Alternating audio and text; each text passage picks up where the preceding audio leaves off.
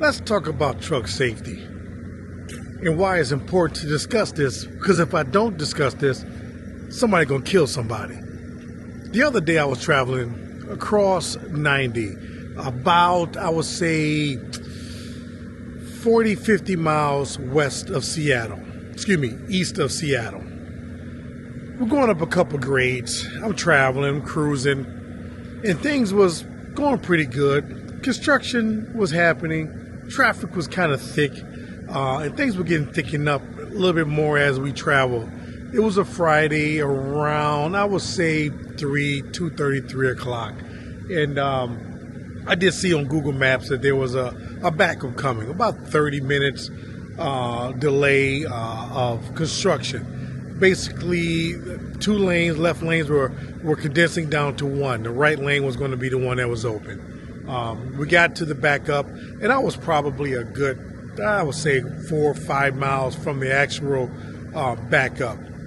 Now, because I've been traveling a long time, I've been trucking and driving buses for almost 30 years now, and I've seen a lot of things happen. I've seen a lot. So I take extra precautions in a lot of cases, and a lot of times when I am coming upon a backup that is on a downgrade, and this was a downgrade. It was steep enough that if we were traveling and there was no construction, you may drop a gear, you may use some jakes. It was one of those hills.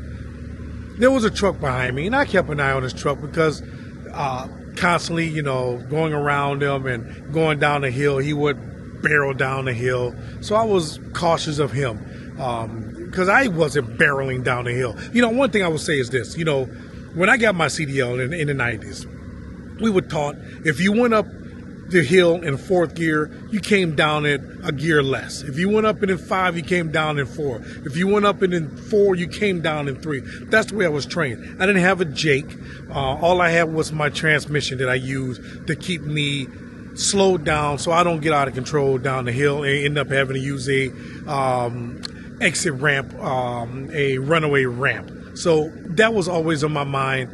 I know the technology is a lot different now in these trucks, which is great, but if we use it is the question. If we use it, the technology is great. A lot of us aren't using the technology. But this truck, I could tell it was a late model Cascadia.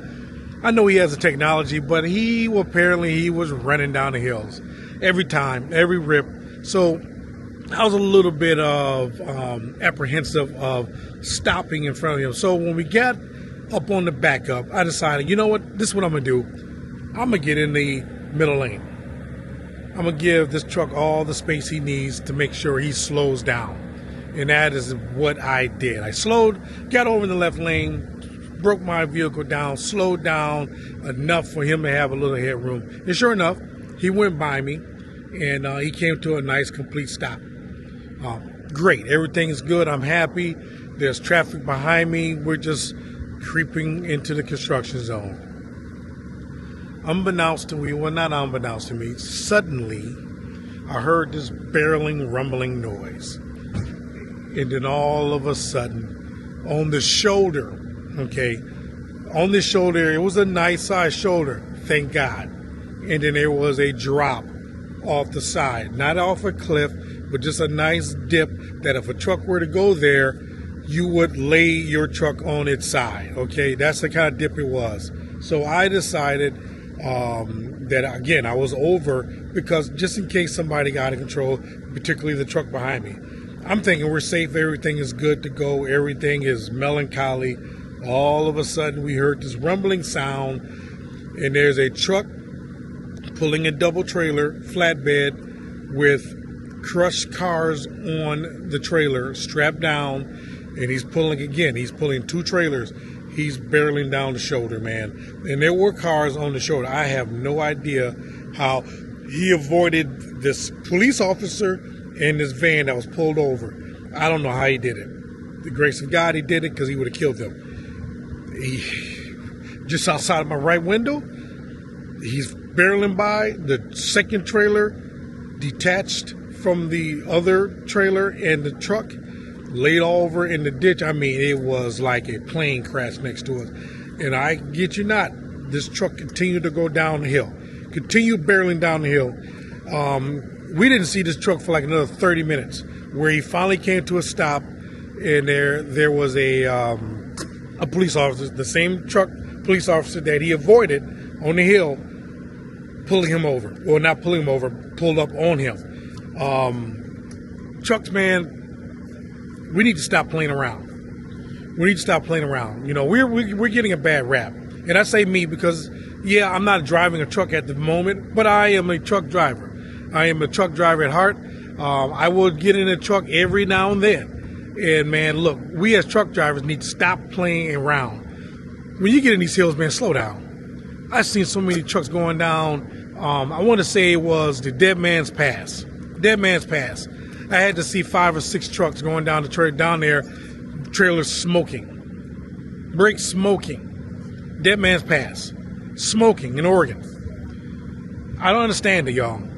Okay, I get it. Some of these older trucks who don't have the technology, don't have the ability to set the cruise where the truck will hold it, your jakes. I get it. I get it. But you still got transmissions. You still got transmissions that you can pull that gear down, man. Lower those gears, man. Fire that jake brake up, man. But a lot of us new truckers, man, are not taking this stuff seriously. You're gonna get yourself killed. You're gonna kill somebody else, or a lot of people. I mean, we've already seen it. We've seen it happen in Colorado. Driver took out a whole group of people. We got to take our time, y'all, because we are going to kill a lot of people on these highways. I just wanted to share that, man. That was in real time. That could have been myself. That could have been a lot of other people on the highway that was sitting there. We got to take it easy, y'all. I just wanted to share that story with you, man, because it happens, and it's happening. It is happening more than not. Take our times going down these hills. Utilize the technology that we got. And if we don't have all this late model stuff, use the transmission. It works. Trust me. Ask some of the old timers. They're still out here trucking with no accidents.